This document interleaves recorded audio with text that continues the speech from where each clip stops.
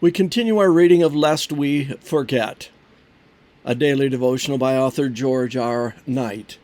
Today's reading, February 15, New Light on the Sanctuary, Part 2. We have such a high priest who has taken his seat at the right hand of the throne of the majesty in the heavens, a minister in the sanctuary and in the true tabernacle, which the Lord pitched, not man. Hebrews 8, 1 and 2. Years after the event, Hiram Edson wrote about an experience he claimed he had on October 23, 1844, the day after the disappointment. I began, he penned, to feel there might be light and help for us in our present distress. I said to some of my brethren, "Let us go to the barn." We entered the granary, shut the doors about us, and bowed before the Lord. We prayed earnestly, for we felt our necessity. We continued in earnest prayer until the witness of the Spirit was given that our prayer was accepted, and that light should be given, our disappointment be explained and made clear and satisfactory. After breakfast, I said to one of my brethren, probably O.R.L. Crozier, "Let us go and see and encourage some of our brethren."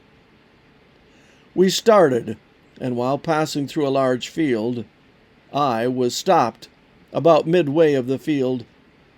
Heaven seemed open to my view, and I saw distinctly and clearly that instead of our high priest coming out of the most holy of the heavenly sanctuary to come to the earth on the 10th day of the 7th month at the end of the 2300 days, that he had for the first time entered on that day the second apartment of that sanctuary, and that he had a work to perform in the most holy before coming to this earth. Edson's recollections are generally well known among Seventh-day Adventists, and some seem to think that it was through his vision that the church got its sanctuary doctrine. But we need to ask, are his visions or insights, or anyone else's, the proper grounding for a doctrine?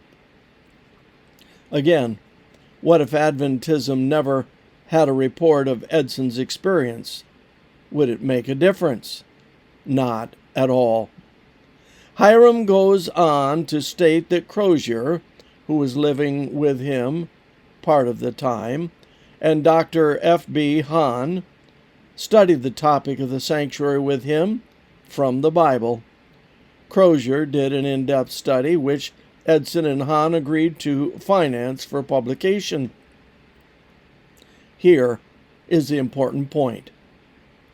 At most, Edson's experience pointed out one possible interpretation of the meaning of the sanctuary, but Bible study and Bible study only could provide a solid foundation. We must build all our teachings on solid Bible study, always. This concludes our reading today of Lest We Forget.